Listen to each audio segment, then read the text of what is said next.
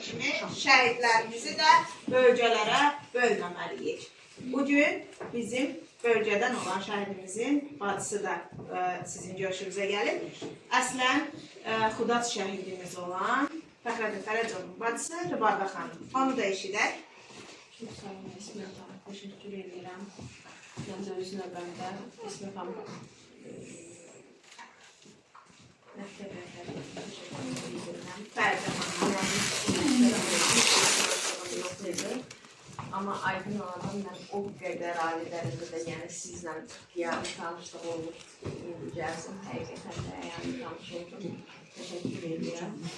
Kimi gözəl insanların, məktəb rəhbərlərinin, məktəb müəllimlərinin sahibsiz olsun. Yəni, deyir, şəhid vurulanda ölür, şəhid vurulanda ölür.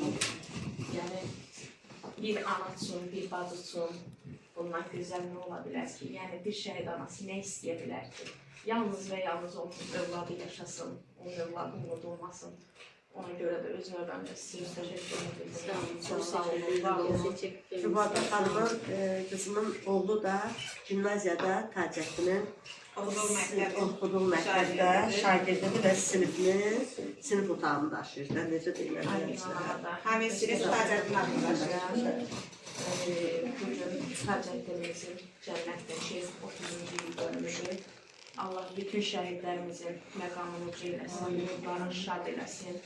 Aygün ana mənim örnək almaq istədiyim xanımlardan, analardan da dəyərli insandır. Yəni Aygün ananı tanıyırıq ki, Aygün ananın yükü daha ağırdır. Amma o yükünü gülüşündə gizlədən anadır, həmişə deyirəm. O insanlar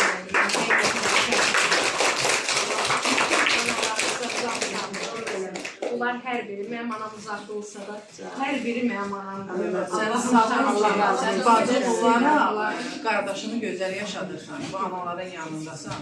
Sən də sağ ol ki, hər bacıya da nəsib olur qardaşını gözəl yaşatmaq. Onun üçün sənə də təşəkkür edirəm. Sənə tərbiyə verən ata-ana sənə gözəl tərbiyə verir ki, bu şəhidini gözəl yaşadırsan.